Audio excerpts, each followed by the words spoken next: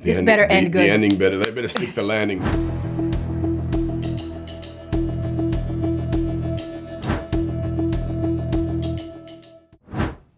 You know, it's funny. You make something and you have an intention, but then with the response, you never really know what it's going to be and how and why.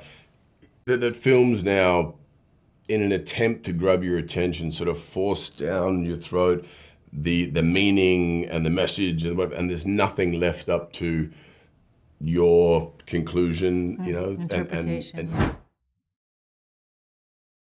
and You know, it's entertaining. It's just sophisticated. it's sexy. It's propulsive. The action is great. Like, it's just, you know, I don't know about Chris, but these kinds of movies and these roles don't often get just put on my desk. Yeah. So when it does, I jump at it because it's just not the norm for me. Yeah. But I can't think of movies that I'd rather be a part of that are entertaining but have a moral, that have a heart, that have, you know, morality to them. And this movie, particularly this movie, really sits well in 2026 and what we're facing, you know, in the world, especially in America. Like, it sits right in our sweet spot.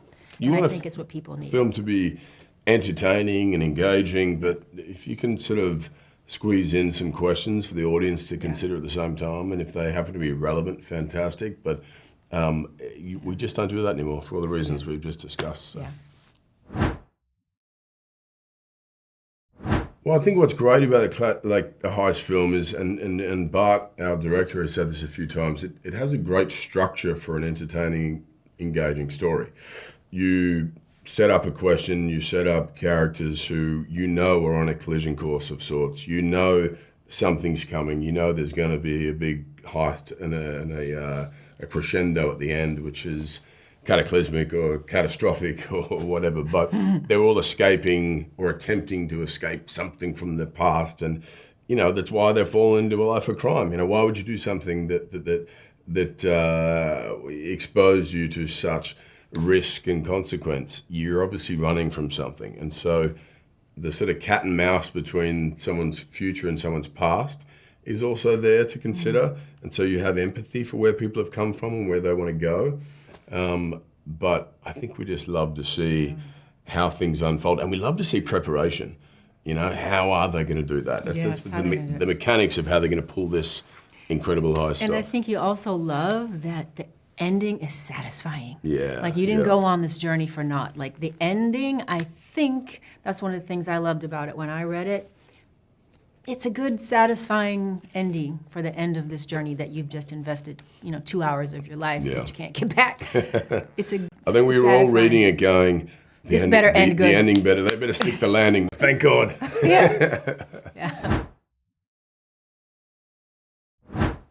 We've spoken about this a bit today, that like we've been, I think, conditioned to think that fear is a negative, you know, yet it's a warning sign, you know, and sometimes it's a brilliant motivation.